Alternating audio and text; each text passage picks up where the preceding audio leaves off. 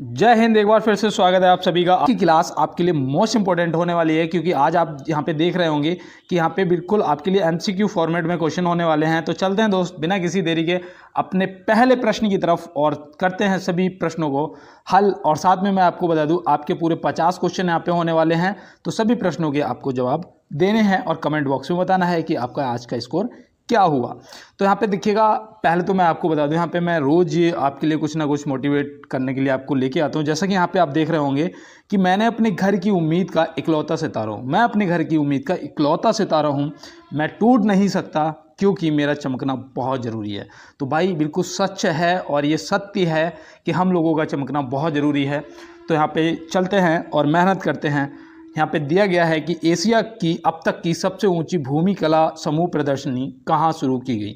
तो इसका सही जवाब है, तो भाई याद रखना, लेह, जो कि ऑप्शन ए में दिया गया है। तो ऑप्शन ए यहाँ से हो जाएगा इस प्रश्न का सही जवाब। और आज की क्लास में आपके लिए कुछ प्रीवियस ईयर क्वेश्चन हैं, कुछ करंट अफेयर के भी क्वेश्चन हैं और मैं आपको साथ में बता दूं कि कुछ उनसे रिलेटिव क्वेश्चन है जो आपसे पूछे जा सकते हैं। जैसे कि यहाँ पे पूछा गया है किस देश ने हाल ही में गीगा चैटबॉट लॉन्च किया। तो देखो, जहाँ पे हाल ही में लिखा हो ये आपके पेपर में आने के चांस बहुत ज़्यादा बन जाते हैं क्वेश्चन के। तो यहाँ पे आप क्या बताएंगे, वो रूस ने लॉन्च किया है, जो कि ऑप्शन बी में दिया गया। और देखो, क्षेत्रफल की दृष्टि में पहले नंबर पर रूस आता है और अपना भारत जो है ये 7वें नंबर पर आता है। तो ये आप याद रखेंगे। और जनसंख्या की दृष्टि से, जो जनसंख्या से अगर देखा जाए तो भारत दूसरे नंबर पर आता है और पहले नंबर पर चीन आता है। तो इतना आप ध्यान रखेंगे। और चलते हैं दोस्तों अपने अगले प्रश्न की तरफ। देखिए, यहाँ पे दिया गया है सभी प्रश्नों को 30 मिनट के अंदर अंदर करने हैं, 50 के 50 क्वेश्चन। और यहाँ पे दिया गया है कि सिक्किम का कौन सा स्थापना दिवस मनाया गया है। तो सिक्किम का कौन सा स्थापना दिवस मनाया गया है, तो इनमें से देखो ये इंपॉर्टेंट है। पहले तो याद रखना कब मनाया जाता है, तो 16 मई को मनाया जाता है। कब मनाया जाता है मेरे भाई, 16 मई को मनाया जाता है। ये तो आप याद रखेंगे। और देखो, स्थापना दिवस यहाँ पे पूछा गया है तो 49वां मनाया गया है, जो कि ऑप्शन ए में दिया गया। तो ऑप्शन ए यहाँ से क्या हो जाएगा, आपका सही जवाब हो जाएगा। तो चलते हैं दोस्त अपने अगले प्रश्न की तरफ। और देखो, मैं सिर्फ एक बार कहता हूँ, मैं इस चीज़ को देख रहा हूँ कि आप लोगों का सपोर्ट तो बहुत अच्छा है, पर सब्सक्राइब और लाइक बहुत कम आते हैं। और मैं आपसे पूछना चाहता हूँ कि क्या कमी रह जाती है, आप मुझे बताओ, मैं उसको भी पूरा करूँगा। लेकिन मैं डिमोटिवेट हो जाता हूँ जब मैं देखता हूँ कि यार मेरा कोई भी सपोर्ट नहीं कर रहा है। यहाँ पे देखो दोस्त, दिया गया है कि बैडमिंटन खेल निम्नलिखित में से किस शब्द से संबंधित है। तो बैडमिंटन खेल जो है निम्नलिखित में से किससे संबंधित है। तो यहाँ पे देखो, जैसा कि पेनाल्टी स्ट्रोक है, पेनाल्टी स्ट्रोक और पेनाल्टी किक, देखो दो शब्द हैं और ये खेलों से रिलेटिव क्वेश्चन आएंगे। अपना सिलेबस देख लेना, वहाँ पे दिया गया होगा कि खेल से रिलेटिव क्वेश्चन पूछे जाएंगे। तो पेनाल्टी स्ट्रोक जो है ये आपकी हॉकी से संबंधित है, क्योंकि यहाँ पे देखो हॉकी में स्ट्रोक होता है, बल्ले में स्ट्रोक होता है। तो पेनाल्टी स्ट्रोक जो है ये हॉकी से संबंधित है। और पेनाल्टी किक की अगर बात करोगे तो वो आपकी फुटबॉल से संबंधित है। भाई फुटबॉल में किक मारते हो ना, बाइक में किक मारते हो, पैर से मारते हो ना, तो ऐसे ही याद रखना, किक फुटबॉल में मारते हैं। तो पेनाल्टी की देखो, चाइना मैन है, गली शब्द है, ये आपके जो है ये आपके क्रिकेट से संबंधित है। ठीक है, ये भी आप याद रखेंगे। अब यहाँ पे ऑप्शन सी बच रहा है, स्मैश। तो स्मैश जो है ये आपके बैडमिंटन खेल से संबंधित है। तो ये आप देखो याद रखना। और चलते हैं दोस्त अपने अगले प्रश्न की तरफ। तो यहाँ पे दिया गया है मिलिंद पाहो पाठ किससे संबंधित है। तो मिलिंद पाहो पाठ जो है ये किससे संबंधित है। तो यहाँ पे आप क्या बताएंगे, ये आपका बौद्ध ग्रंथ है, जो कि ऑप्शन ए में दिया गया। और मैं बता दूं, ये जो आपका बौद्ध ग्रंथ है ये पाली भाषा में लिखा गया है, रचित है किसमें, पाली भाषा में। तो ये भी आप याद रखेंगे। ठीक है, पाली भाषा में रचित है, ये आप याद रखेंगे। और चलते हैं दोस्त अपने अगले प्रश्न की तरफ। देखो, यहाँ पे दिया गया है कि प्रतिवर्ष विश्व कैंसर दिवस कब मनाया जाता है। देखो, ये अब हमें एड्स दिवस पता है, हम बता देंगे भैया 1 दिसंबर को मनाया जाता है।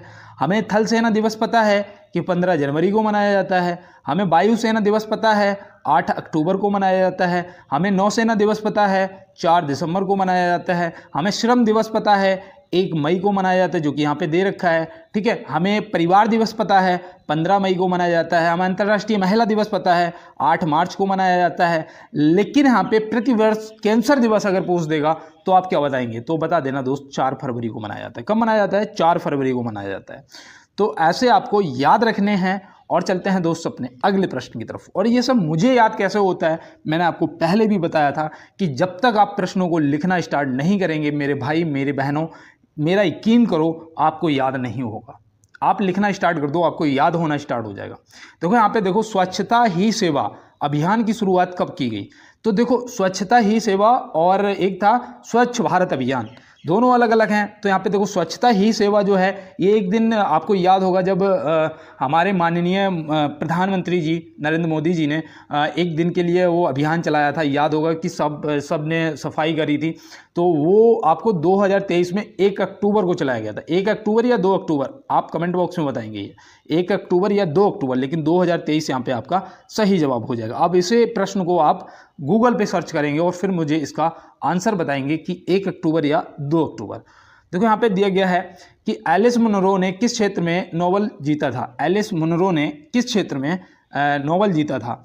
तो देखो ये प्रश्न आपके लिए मोस्ट इंपॉर्टेंट बनता है क्योंकि इनका निधन हो गया है, इनका निधन हो गया है। और ये जो जीती थी ये साहित्य मतलब कि लेखन के लिए जीती थी, जो कि ऑप्शन सी में दिया गया है। तो ऑप्शन सी यहाँ से क्या हो जाएगा? आपका बिल्कुल सही जवाब हो जाएगा। तो चलते हैं दोस्त, और ये देखो प्रश्न पूछा जाएगा, इस पे मैंने हैशटैग बना दिया है, इसे आप एक बार स्क्रीनशॉट ले लेना या फिर नोट कर लेना।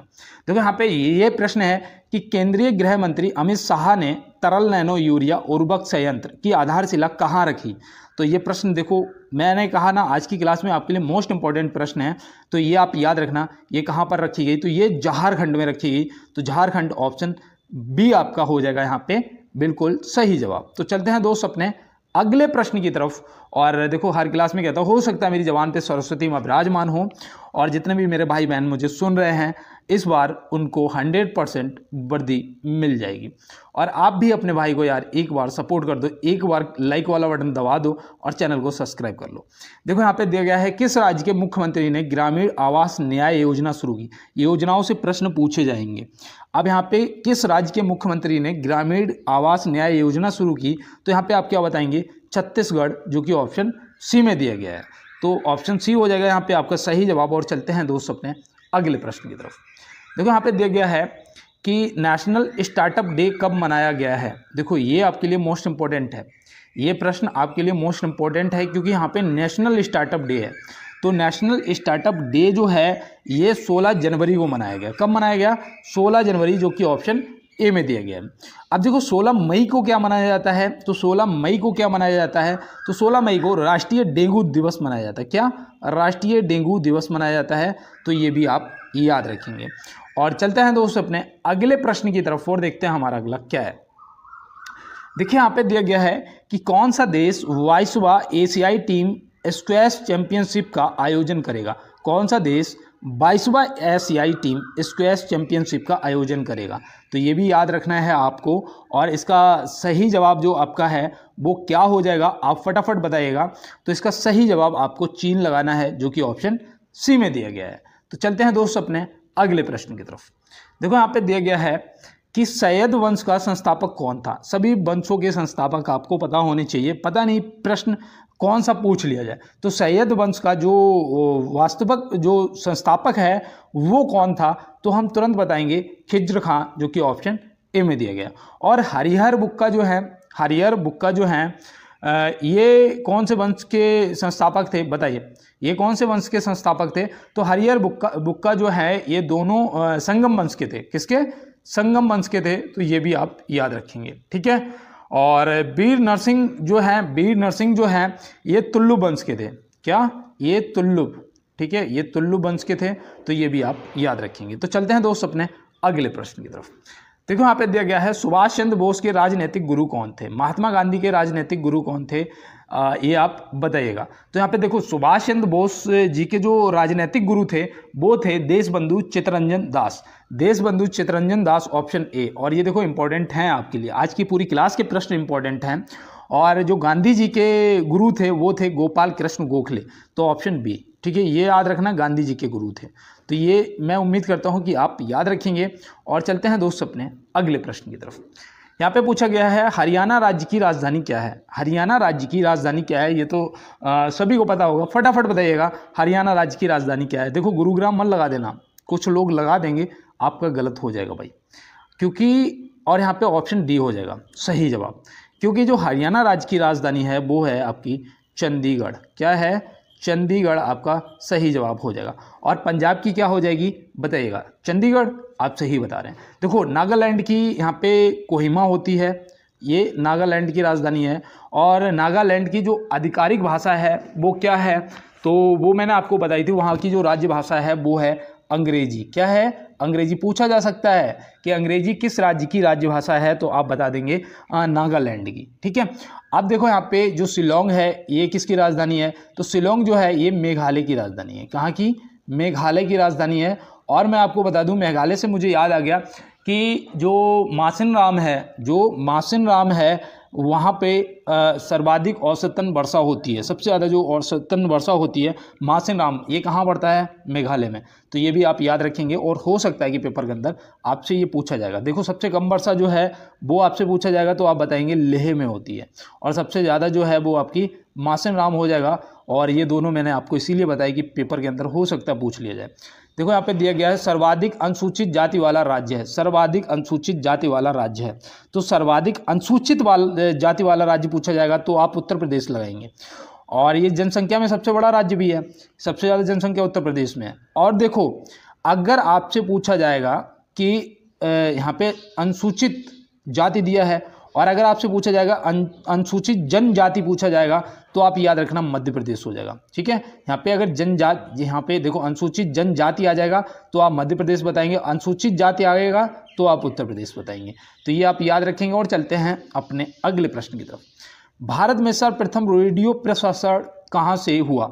तो भाई सबसे पहले जो प्रसारण हुआ था रेडियो का वो कहाँ से हुआ था, तो वो इनमें हो जाएगा आपका सही जवाब मुंबई से हुआ था। कहाँ से हुआ था? मुंबई से। कब हुआ था? तो भाई एसआई वालों मेरे भाई नोट कर लो, आपका सही जवाब 23 जुलाई 1927 हो जाएगा। ठीक है, 23 जुलाई 1927 हो जाएगा। तो ये आप याद रखेंगे। और चलते हैं अपने अगले प्रश्न की तरफ। देखो यहाँ पे दिया गया है कि प्रथम योग विश्व कप का आयोजन कहाँ पर किया गया है? प्रथम योग विश्व कप का आयोजन कहाँ पर किया गया है? तो देखो यहाँ पे प्रथम है और वो भी योग विश्व कप है, ये भी आप याद रखना। तो इसका आयोजन जो है वो इसलिए इम्पोर्टेंट है कि ये दिल्ली में किया गया, तो ये आप याद रखिए। यहाँ पे दिया गया है कि कहाँ पर पहला अंतर्राष्ट्रीय समुद्र तट महोत्सव आयोजित हुआ। क्या मैं इसे आज आपको मैं ये 4 बार क्वेश्चन इसको कर रहा हूँ, क्या मैं कभी भूलूंगा कि ये केरल हो जाएगा? यहाँ पे बिल्कुल सही जवाब। एक बार इसको मैंने कॉपी पे लिखा, ठीक है, मैंने कहा लिखने से याद होता है। एक बार कॉपी पे लिखा, फिर मैंने क्लास के लिए पीपीटी में इसे लिखा, और पीपीटी के बाद ये अभी आपको पढ़ा रहा हूँ। ठीक है, और पढ़ाने के बाद इसका जब पीडीएफ दूंगा तो इसका आंसर लगाऊंगा। जब आंसर लगाऊंगा तो ये मैंने क्वेश्चन कितनी बार पढ़ लिया? 1 2 3 4 मतलब टोटल 5 बार इस क्वेश्चन को पढ़ लिया। क्या मैं कभी भूलूंगा? नहीं। तो इसीलिए कहता हूँ लिखना स्टार्ट कर दो। देखो यहाँ पे दिया गया है पायरोमीटर को क्या मापने के लिए प्रयोग किया जाता है? भाई इंपॉर्टेंट है। पायरोमीटर को क्या मापने के लिए प्रयोग किया जाता है? ये आए हुए प्रश्न हैं आपके, तो आप क्या बताएंगे? उच्च तापमान। भाई तापमान को तो, बॉडी टेम्परेचर को तो आप थर्मामीटर से भी नापते हैं। भाई थर्मामीटर क्या करता है? आपका टेम्परेचर नापता है। लेकिन उच्च तापमान जो होता है वो पायरोमीटर से नापते हैं। और अधिक दूरी के लिए, जो अधिक दूरी है, देखो दूरी को नापने के लिए तो आप किलोमीटर का यूज करते हैं। भाई किससे? किलोमीटर की। वो 5 किलोमीटर है भाई, मेरे घर से मेरा जो मार्केट है वो 1 किलोमीटर है। ठीक है, लेकिन वो किलोमीटर में आप करते हैं। लेकिन अधिक दूरी, जैसे एक ग्रह से दूसरी अगर नापोगे तो वो आप प्रकाश वर्ष में नापते हैं। क्या? वो आप प्रकाश वर्ष में नापते हैं। तो ये भी याद रखना। देखो दूध की शुद्धता जो है ये किससे नापते हैं? तो दूध की शुद्धता को लैक्टोमीटर से नापते हैं। अब तो लैक्टोमीटर का जमाना ही चला गया, क्योंकि अब तो मशीन में सीधा यहाँ पे मैंने देखा है डेयरी पे क्या होता है कि उन्होंने एक साइड लगाया तो उसमें उसने उसे मतलब कि मिक्स कर दिया, और दूसरी तरफ लगाया तो सीधा फेड निकाल दिया। ठीक है, तो वहाँ पे पूरा SNF और जो भी है पूरा लिख के आ जाता है। ठीक है, तो यहाँ पे देखो दिया गया है कि नाबार्ड की स्थापना किस वर्ष हुई? नाबार्ड की स्थापना किस वर्ष हुई? तो नाबार्ड की जो स्थापना है ये हुई थी आपकी 1982 में। कब हुई थी? 1982 में। इसका मुख्यालय कहाँ है? नाबार्ड का मुख्यालय कहाँ है? ये प्रश्न आपके पेपर में जो आपका प्रीवियस पेपर हुआ था 2019 में, उसमें पूछा जा चुका है कांस्टेबल में। तो आप याद रखना नाबार्ड की जो स्थापना 1982 में हुई थी, और इसका जो मुख्यालय है वो कहाँ है? क्या लखनऊ में है? आप मुझे बताइएगा कमेंट बॉक्स में। और देखो यहाँ पे चलते हैं दोस्त अपने अगले प्रश्न की तरफ। किसके निदान के लिए एलिजा टेस्ट किया जाता है? भाई एलिजा टेस्ट 100% प्रश्न पेपर में पूछा जाता है। एलिजा टेस्ट, एलिजा टेस्ट जो है ये एड्स के लिए किया जाता है, जो कि ऑप्शन एड्स एंटीबॉडी के लिए किया जाता है, जो कि ऑप्शन ए में दिया गया है। और देखो टीबी जो है, इसे टीबी को आप क्या क्या क्या बोलते हैं, जैसे कि कहीं अगर क्षय रोग लिखा हुआ मिल गया, क्षय रोग, तो क्षय रोग जो आपका है वो से टीबी ही होती है। आपको देखा होगा कि जब बच्चे छोटे होते हैं 5 साल तक के जो होते हैं, उन्हें गांव के, मैंने गांव में रहता हूं, गांव का जानता हूं कि यहाँ पे क्या होता है, यहाँ पे गांव के प्राइमरी स्कूल में आती हैं आशा और वो डॉक्टर वगैरह, और वो वीसीजी का टीका लगाती है, वीसीजी। तो ये जो होता है ये टीबी के लिए लगाया जाता है, तो ये भी आप याद रखेंगे।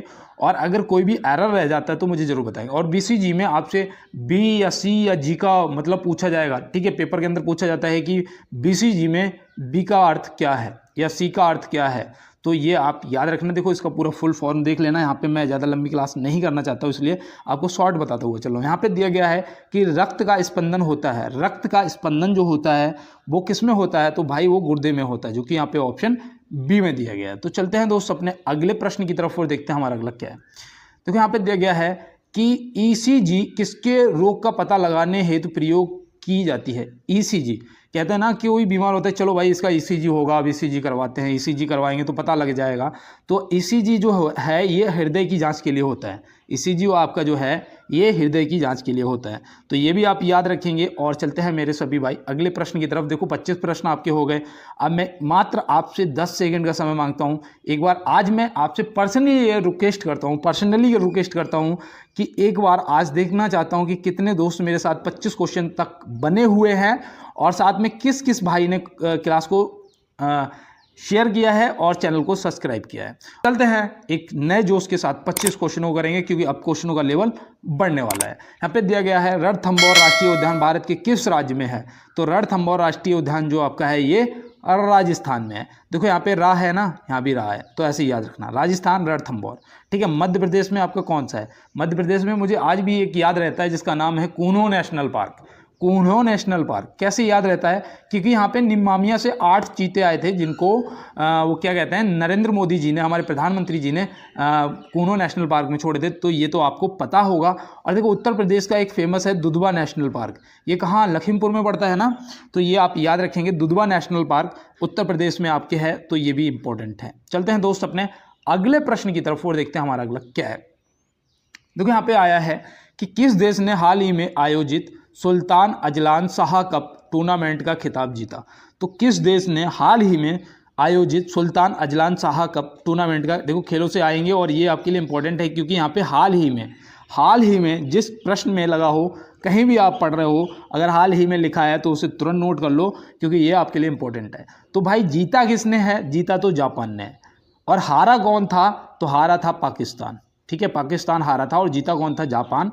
और देखो बहुत से मेरे दोस्तों को ये नहीं पता होगा, मैं सच बता रहा हूँ, कोई देखो बुरा मत मानना भाई, ठीक है, बहुत से मेरे दोस्तों को नहीं पता होगा कि सुल्तान अजलान शाह कप जो है ये किस खेल से संबंधित है, ठीक है, किस खेल से संबंधित है, मुझे पता है, नहीं पता होगा, उसके लिए नोट कर लो मेरे भाई, हॉकी। क्या, हॉकी नोट कर लो। और मैं आपको बता दूं हॉकी का जादूगर किसे बोला जाता है, तो हमारे मेजर ध्यानचंद जी को हॉकी का जादूगर बोला जाता है।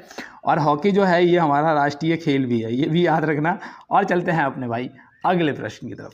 बहुत अच्छा लगता है आप लोगों के साथ में जब मैं आता हूँ क्लास में, सिर्फ यार आपको सपोर्ट करना है, क्लास को शेयर कर देना, लाइक कर देना और चैनल को सब्सक्राइब कर लेना, ठीक है। यहाँ पे दिया गया है फीफा द्वारा पहला महिला क्लब विश्व कप कब कराया जाएगा। देखो महिला विश्व कप तो होता है, लेकिन यहाँ पे जब क्लब, ये क्लब देख रहे हो ना, क्लब, तो पहला महिला क्लब विश्व कप, ठीक है, पहला महिला क्लब विश्व कप, यहाँ पे ये क्लब लग गया ना, इसलिए इंपॉर्टेंट है। अब ये कब कराया जाएगा पहला, तो याद रखना, और वो भी फीफा द्वारा कराया जा रहा है। मैंने उस दिन बताया था ना फीफा किससे संबंधित है, तो यहाँ पे आप याद रखना, ये आपका 2026 में होगा। कब होगा, 2026 में होगा, तो ये आप याद रखें, और पहला महिला क्लब विश्व कप है। चलते हैं दोस्त अपने अगले प्रश्न की तरफ। देखो यहाँ पे दिया गया है कि सुभाष चंद्र बोस को सर्वप्रथम नेताजी किसने कहा था। देखो ये इंपॉर्टेंट है। महात्मा गांधी जी को सर्वप्रथम महात्मा किसने कहा था, और सरदार वल्लभ भाई पटेल जी को सर्वप्रथम सरदार की उपाधि किसने दी थी, कहाँ दी थी, ये सब आपके लिए इंपॉर्टेंट हैं। अब यहाँ पे पहले तो आप ये बताओ कि सर्वप्रथम नेताजी किसने कहा था। तो मुझे लगता है कि यहाँ पे मेरे जितने भी भाइयों ने बहनों ने प्रश्न का जवाब किया होगा, उनमें बहुत कम ऐसे होंगे जिन्होंने इनमें से कोई नहीं लगाया होगा। क्यों?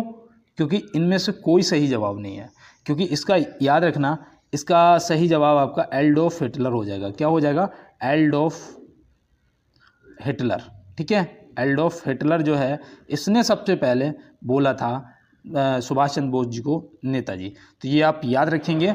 और चलते हैं दोस्त अपने अगले प्रश्न की तरफ।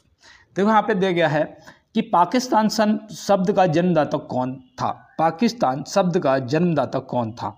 तो ये आप याद रखना, जो शब्द का जन्मदाता था वो था चौधरी रहमत अली। चौधरी रहमत अली, ऑप्शन ए हो जाएगा आपका बिल्कुल सही जवाब। चलते हैं दोस्त अपने अगले प्रश्न की तरफ और देखते हैं हमारा अगला क्या है। देखो 30 मिनट के अंदर सभी प्रश्नों को करने, 20 बचे हैं और हमारे पास 10 मिनट बचे हैं। मतलब 30 सेकंड में क्वेश्चन को पढ़ना भी है और उसका आंसर भी करना है, और इसी रफ्तार के साथ, इससे और रफ्तार, ज़्यादा रफ्तार के साथ में हमें पेपर के अंदर करना है। देखो यहाँ पे दिया गया है मुस्लिम लीग की स्थापना कब हुई। मुस्लिम लीग की स्थापना कब हुई? तो भाई ये हुई थी, याद रखना, 1906 में हुई थी। और देखो ये किसने की थी ये भी पूछा जा सकता है। मुस्लिम लीग की स्थापना का श्रेय किसे दिया जाता है? तो याद रखना ये आगा खान ने की थी। किसने? आगा खान ने की थी। तो ये भी मेरे भाई सभी दोस्त याद रखेंगे। ठीक है, तो चलते हैं अपने अगले प्रश्न की तरफ। देखो यहाँ पे दिया गया है कि आत्मीय सभा की स्थापना किसने की। आत्मीय सभा की स्थापना किसने की? तो ये देखो मैंने आपसे कहा ना कि आपके लिए योजनाएं, सभाएं और इतिहास से आपके लिए और जितने भी इम्पोर्टेंट आपके लिए टॉपिक और प्रश्न बन सकते हैं वो सभी कराऊंगा मैं, बस आप मेरे साथ जुड़े रहिएगा। आत्मीय सभा की जो स्थापना है ये की थी राजा राम मोहन राय जी ने। राजा राम मोहन राय जी ने की थी। और कब की थी? हो सकता है कि ये भी हमसे पूछ लिया जाए, तो हम बता देंगे 1815 में की थी। कब की थी? 1815 में की थी। देखो और चलते हैं दोस्त अपने अगले प्रश्न की तरफ और देखते हैं हमारा अगला क्या है। देखो यहाँ पे दिया गया है कि रिजर्व बैंक ऑफ इंडिया ने हाल ही में किसे कार्यकारी निदेशक नियुक्त किया है। देखो ये आपके लिए वेरी मोस्ट इम्पॉर्टेंट प्रश्न है। जो अभी तक क्लास में बने हुए हो दोस्त, इस प्रश्न को नोट कर लेना और पूरे पेपर के अंदर आपसे एक ना एक शिफ्ट में जरूर पूछा जाएगा। तो आरबीआई ने हाल ही में किसे कार्यकारी निदेशक नियुक्त किया है? तो याद रखना आर लक्ष्मीकांत राव। तो R Lakshmikant Rao, option B आपका सही जवाब हो जाएगा। यहाँ पे लक्ष्मीकांत राव लिखा है, लेकिन वहाँ पे हो सकता है आपको आर लक्ष्मीकांत राव लिखा हुआ मिले, तो याद रखना। और सुकुमार सेन कौन थे? तो ये हमारे क्या पहले चीफ इलेक्शन मिनिस्टर, वो जो क्या कहते हैं, जो पहले चीफ इलेक्शन के जो हेड होते हैं, क्या कमिश्नर बोलते हैं ना, तो वो थे, याद रखना। और चलते हैं अपने अगले प्रश्न की तरफ। देखो यहाँ पे दिया गया है भारतीय किसान उर्वरक कंपनी लिमिटेड के निदेशक किसे नियुक्त किया गया। तो ये भी देखो आपके लिए इंपॉर्टेंट है। क्यों भारतीय किसान उर्वरक कंपनी लिमिटेड के निदेशक किसे नियुक्त किया गया है?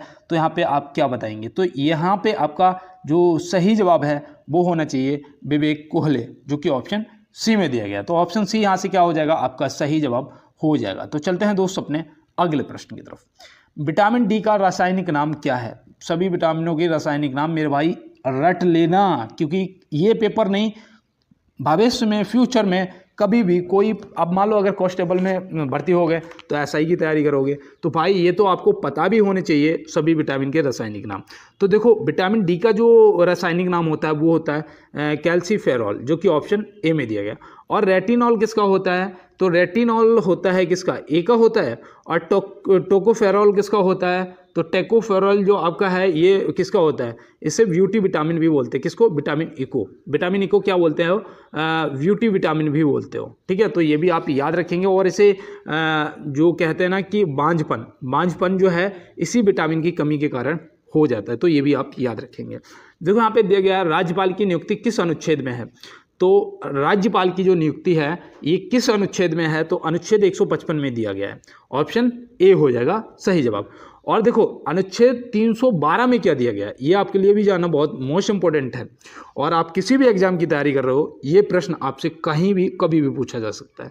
अनुच्छेद 312 में क्या दिया गया है? तो इसमें दिया गया है अखिल भारतीय सेवाएं। क्या दिया गया है? अखिल भारतीय सेवाएं, तो ये भी आप याद रखेंगे। और देखो अनुच्छेद 368 में क्या दिया गया है, ये दिया गया है कि कोई भी संशोधन करोगे संविधान में, कोई भी संशोधन करोगे अनुच्छेद 368 के तहत ही करोगे, ठीक है, उसी में ये दिया गया है संशोधन आपका। चलते हैं अपने अगले प्रश्न की तरफ। और देखो यहाँ पे एक प्रश्न मेरा पूछने का मन कर गया कि अनुच्छेद 61 में क्या दिया गया है, बताओ। ये वेरी वेरी मोस्ट इंपॉर्टेंट प्रश्न है। अनुच्छेद 61 जरूर पूछा जाएगा, अनुच्छेद 17 जरूर पूछा जाएगा, अनुच्छेद 25 जरूर पूछा जाएगा। ये वो अनुच्छेद हैं जो कॉमन है, आपसे लगभग सभी के अंदर पूछे जाते हैं। सिडबी का मुख्यालय कहाँ स्थित है, देखो सिडबी का मुख्यालय, तो सिडबी का जो मुख्यालय है ये आपका लखनऊ हो जाएगा, जो कि ऑप्शन सी में दिया गया। और अभी देखो मैंने आपको किसका, नाबार्ड का बताया था ना, तो नाबार्ड का आप मुझे बताना कि नाबार्ड का मुख्यालय कहाँ स्थित है।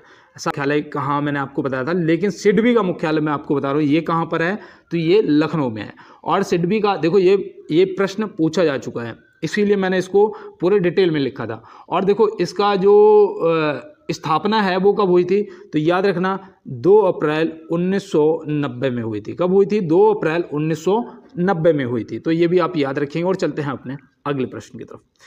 देखो यहाँ पे दिया है गंगा द्वार के नाम से किसे जाना जाता है, गंगा द्वार के नाम से किसे जाना जाता है। अब इस प्रश्न का आप जो ये प्रश्न भी आ चुका है, ये यहाँ पे मैं बता रहा हूँ, ये प्रश्न आपका आ चुका है। गंगा द्वार के नाम से आपके हरिद्वार को जाना जाता है, जो कि ऑप्शन बी में दिया गया। और देखो जो 7 पवित्र स्थल हैं उनमें से एक आपका हरिद्वार भी है। और यहाँ पे आपका जो क्या कहते हैं कुंभ भी लगता है, आपका कुंभ का जो मेला है वो भी लगता है, तो ये आप याद रखेंगे। और चलते हैं अपने अगले प्रश्न की तरफ। टेबल टेनिस ओलंपिक को ओलंपिक खेलों के रूप में किस वर्ष मान्यता दी। टेबल टेनिस जो है उसे ओलंपिक खेलों में कब सम्मिलित किया गया, ठीक है, तो कहने का मतलब मेरा ये है। तो आप क्या बताएंगे कब मान्यता दी गई, तो 1988 हो जाएगा, जो कि यहाँ पे ऑप्शन सी में दिया गया। और ओलंपिक खेल जो हैं ये 1896 में कहाँ पर, एथेंस में स्टार्ट हुए थे। कहाँ हुए थे, एथेंस में हुए थे, तो ये भी आप ध्यान रखेंगे, ठीक है, एथेंस में हुए थे। और देखो 1920 में भारत शामिल हुआ था, तो ये भी आप याद रखेंगे। चलते हैं दोस्त अपने अगले प्रश्न की तरफ और देखते हैं हमारा अगला क्या है। देखो यहाँ पे बोला गया है लाहौर कांग्रेस अधिवेशन के अध्यक्ष कौन थे। लाहौर कांग्रेस अधिवेशन के अध्यक्ष कौन थे और ये कब हुआ था, चलिए दोनों का जवाब दीजिएगा। अध्यक्ष कौन थे मैं बता देता हूँ, पंडित जवाहरलाल नेहरू जी थे। लाहौर कांग्रेस अधिवेशन कब हुआ था, तो कब हुआ था बताइएगा। क्या ये 1929 में हुआ था, बताइए कमेंट बॉक्स में। और चलते हैं, देखो इन्होंने सुभाष चंद्र बोस जी से याद रखना, एक फॉरवर्ड ब्लॉक पूछा जाता है। फॉरवर्ड ब्लॉक की स्थापना सुभाष चंद्र बोस ने कब की थी, 1939 में, जब ये कांग्रेस से अलग हो गए थे, तो ये भी आप याद रखें 1939 39। तो चलते हैं दोस्त अपने अगले प्रश्न की तरफ। यहाँ पे दिया गया है 2011 की जनगणना के अनुसार हमारे देश में लिंगानुपात है। 2011 की, देखो 2011 की जनगणना से ही प्रश्न पूछे जाएंगे, क्योंकि आज जो जनगणना है हर 10 साल बाद होती है, तो ये होनी चाहिए थी 21 में, लेकिन यहाँ पे तो कोविड था मेरे भाई, तो नहीं हो पाई, तो प्रश्न कहाँ से पूछे जाएंगे 2021-11 से। तो 2011 की जनगणना के अनुसार हमारे देश में लिंगानुपात क्या है, और ये प्रश्न पूछा गया है 2019 में। तो यहाँ पे आप क्या बताएंगे, तो याद रखना 1000 पुरुष पर 943 महिलाएं। इसीलिए कहते हैं मेरे भाई पढ़ लिख लो, नहीं तो ये 943 के बाद की जो गिनती है 944 45 उसमें शामिल हो जाओगे, समझ रहे हो ना। तो मतलब शादी किसकी होगी, 943 तक की होगी, इसके बाद वाले मैं कहता हूँ पढ़ लिख लो, ठीक है। और सबसे अधिक जो लिंगानुपात था वो केरल का था। कहाँ का, केरल, और उसके बाद आपका तमिलनाडु और महाराष्ट्र ये आ जाते हैं, लेकिन सबसे ज़्यादा पूछा जाएगा आप तुरंत बता देना केरल का था, ठीक है। यहाँ पे 1000 कुछ था, ठीक है, महिलाएं, मतलब महिलाएं ज़्यादा थी, पुरुष कम है। तो चलते हैं अपने अगले प्रश्न की तरफ। किस देश ने पहला 6G डिवाइस को लॉन्च किया। By very very most important प्रश्न है कि किस देश ने पहला 6G डिवाइस को लॉन्च किया। अभी जल्दी की बात है, और मैं चाहता हूं कि इस प्रश्न को आप नोट करें, ये प्रश्न पूछा जा सकता है। देखो कहते हैं ना कि जो जापान है ये 50 वर्ष आगे चल रहा है, तो बिल्कुल सही बात है, इसी ने किया, ऑप्शन सी। हमारे यहाँ तो अभी 5G सही से नहीं चल पा रहा है, सही बात है, ये सच्चाई है दोस्त, ठीक है। तो यहाँ पे देखो दिया गया है किस भारतीय मूल की लेखिका का पहला उपन्यास बुकर प्राइज लॉन्ग लिस्ट में शामिल हुआ है। तो ये देखो वेरी वेरी मोस्ट इंपॉर्टेंट, क्योंकि यहाँ पे किस भारतीय मूल की लेखिका का पहला उपन्यास बुकर प्राइज लॉन्ग लिस्ट में शामिल हुआ है। तो ये देखो इंपॉर्टेंट है आपके लिए, आपको पता होना चाहिए कि चेतना मारू, ऑप्शन सी क्या हो जाएगा सही जवाब। चलते हैं अपने अगले प्रश्न की तरफ। युवा दिवस किस दिन मनाया जाता है? युवा दिवस किस दिन मनाया जाता है? भाई ये 12 जनवरी को मनाया जाता है। कब मनाया जाता है? 12 जनवरी को मनाया जाता है। 15 मई को क्या मनाया जाता है? क्या बताया था मैंने? 15 मई को क्या परिवार दिवस मनाया जाता है। और देखो आपका 1 दिसंबर को एड्स दिवस मनाया जाता है, तो ये भी आप याद रखेंगे। चलते हैं अपने अगले प्रश्न की तरफ। कटक किस नदी पर बसा है? कटक जो है किस नदी पर बसा है? तो ये महानदी पर बसा है। महानदी कहाँ पर है भाई? उड़ीसा में है ना। तो ये कटक कहाँ है? महानदी पर बसा है, जो कि उड़ीसा में है। अब देखो यहाँ पे मैं आपको बताऊँ, आपका हैदराबाद भी पूछा जाएगा, आपसे लखनऊ भी पूछा जाएगा, आपसे वाराणसी भी पूछा जाएगा, आपसे दिल्ली भी पूछा जाएगा, आपसे आगरा भी पूछा जाएगा। तो आपसे ऐसे प्रश्न पूछे जाएंगे कि ये आपसे अयोध्या भी पूछा जाएगा, जो कि सरयू नदी पर बसा है। तो ये आप सभी क्लियर कर लो, वरना मेरे साथ जुड़े रहो, मैं रोज आपको बताता रहूँगा। देखो यहाँ पे दिया गया है कोयना बांध किस राज्य में स्थित है? कोयना बांध, बांधों से प्रश्न आएंगे, सबसे ऊंचा बांध, सबसे लंबा बांध, और ये बांध कहाँ पर, वो बांध, ऐसे आपसे भाखंडा नागल बांध, ये सारी परियोजनाएं पूछी। आप यहाँ पे कोयना बांध पूछ दिया गया है, तो अगर पता होगा तो तुरंत लगा दोगे भैया महाराष्ट्र में है। तो चलते हैं अपने अगले प्रश्न की तरफ। डायनामाइट का आविष्कार किसने किया? भाई डायनामाइट का जिसने आविष्कार किया है, मैं आपको बता दूं कि उसके नाम पर नोबेल पुरस्कार दिया जाता है। तो उसका नाम क्या हो सकता है? Alfred Nobel. देखो इसको मैंने ट्रिक से याद कर रखा है। डायनामाइट क्या करता है बताओ? डायनामाइट बिजली को बनाता है, क्या यांत्रिक ऊर्जा को विद्युत ऊर्जा में कन्वर्ट। भाई जनरेटर में क्या लगा होता है बताओ? तो यहाँ पे आप याद रखेंगे कि डायनामाइट का जो आविष्कार है वो अल्फ्रेड नोबेल ने किया है। तो ये आप याद रखेंगे। और चलते हैं अपने अगले प्रश्न की तरफ। नेसेट कौन से देश की संसद का नाम है? भाई नेसेट, पहले मैं इस प्रश्न का जवाब देता हूँ। नेसेट जो है याद रखना इजराइल, ऑप्शन सी। मोसाद किस देश की गुप्तचर उसका जो उनकी टीम होती है कमांडो, उसका नाम है मोसाद। ये आप कमेंट बॉक्स में बताना। देखो पूछा गया है मोसाद। अब यहाँ पे पहले तो संसद की बात करते हैं। जापान की संसद को हम क्या बोलते हैं? तो वहाँ की संसद को डायट बोलते हैं, डायट बोलते हैं ना। अमेरिका की संसद को कांग्रेस बोलते हैं, और नेपाल की संसद को नेशनल असेंबली बोलते हैं, राष्ट्रीय पंचायत। ठीक है, तो ऐसे आप याद रखें। भारत की संसद को संसद ही बोलते हैं, तो ये भी आप याद रखेंगे। तो इस तरीके से आप सभी की संसदों को याद रखना है। तो यहाँ पे दिया गया है नौजवान सभा की स्थापना कब हुई थी? नौजवान सभा की स्थापना कब हुई थी? देखो ये प्रश्न आपके लिए मोस्ट इंपॉर्टेंट है, क्योंकि इसको क्या कहते हैं, स्टार्ट करने वाले थे वो लोग बहुत ही लेजेंड थे, बहुत ही खास थे। पहले तो याद रखना 1926 में हुई थी। कब हुई थी? 1926 में। इसको करने वाले भगत सिंह और छबीदास और यशपाल। भगत सिंह जी हमारे, ठीक है, भगत सिंह जी और छबीदास और आपके यशपाल। ठीक है, तो ये आप याद रखेंगे। और चलते हैं अपने अगले प्रश्न की तरफ। मारो फिरंगी को किसने कहा था? वेरी वेरी मोस्ट इंपोर्टेंट प्रश्न है, और इसका आप सही जवाब दीजिएगा कि मारो फिरंगी को किसने कहा था। तो इसका सही जवाब आपका मंगल पांडे जी हो जाएगा। 1857 की क्रांति में सबसे पहला बलिदान मंगल पांडे जी का हुआ था, ये भी आप याद रखेंगे। 1857 की क्रांति से आपसे 1 से 2 प्रश्न 110% पेपर के अंदर पूछे जाएंगे, ये मैं आपको बता रहा हूँ। ये कहाँ पर हुई थी? मेरठ में हुई थी। सबसे कॉमन प्रश्न जो है वो ये है कि 1857 की क्रांति का तत्कालीन कारण क्या था? सेम डिक्टो यही प्रश्न पूछा जाता है। 1857 की क्रांति का तत्कालीन कारण क्या था? तो तत्कालीन कारण ये था कि सैनिकों द्वारा चर्बी युक्त कारतूसों का प्रयोग करने से इनकार कर देना, कि भाई मैं नहीं करूँगा, क्योंकि हिंदू सैनिक थे। अब वहाँ पे क्या हुआ? वहाँ पे गाय की चर्बी से और सूअर की चर्बी से युक्त कारतूस थे, और उसको मुंह से खोलना पड़ता था कारतूस को, जो कि खोलने से मना कर दिया था। तो आप याद रखेंगे, और विद्रोह स्टार्ट हो गया था। यंग इंडिया, हरिजन और नवजीवन के लेखक कौन है? ये प्रश्न आपका सिलेक्टेड प्रश्न है। क्लास की एंडिंग में जो भी बच्चा होगा उसको ये क्लास का लास्ट प्रश्न मोस्ट इंपॉर्टेंट मिल गया। इसका याद रखना, Mahatma Gandhi ji, option C. My experiment with the टूथ, महात्मा गांधी। ये देखो आपसे जरूर पूछे जाएंगे। माई एक्सपेरिमेंट विद द टूथ किसकी पुस्तक का जो है, किसकी है, कौन लेखक है? महात्मा गांधी जी। अब यहाँ पे देखो, यंग इंडिया, हरिजन और नवजीवन, लेखक कौन है? महात्मा गांधी जी हैं। अब मैं यहाँ पे अगर आपसे पूछता हूँ कि इंडिया डिवाइडेड के लेखक कौन है? तो ये देखो इंपॉर्टेंट है मेरे भाई, नोट कर लेना, ठीक है। कौन है? भारत के प्रथम राष्ट्रपति डॉक्टर राजेंद्र प्रसाद जी। तो ये आप याद रखेंगे। देखो एक और पूछता हूँ, न्यू इंडिया के लेखक कौन है? न्यू गलत लिखा है मेरे भाई, न्यू इंडिया के लेखक कौन है? तो क्या बताओगे? एनी बेसेंट जी, जो कि ऑप्शन ए में दिया गया है। तो ऐसे आप याद रखेंगे। और देखो दोस्त, मैं आपसे हमेशा कहता हूँ कि कभी भी हार नहीं माननी चाहिए, ठीक है।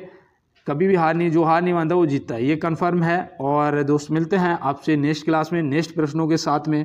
तब तक जितने भी मेरे दोस्त, मेरे भाई, मुझे बहन सुन रहे थे, एक बार आप भाई की क्लास को यार लाइक कर देना और साथ में चैनल को सब्सक्राइब कर लेना और साथ में बेल आइकन को भी दबा देना और जितना ज़्यादा हो सके इस क्लास को शेयर जरूर करना। और मिलते हैं दोस्त नेक्स्ट क्लास में नेक्स्ट प्रश्नों के साथ में। तब तक मेरे सभी दोस्तों को मेरा जय हिंद, वंदे मातरम, भारत माता की जय।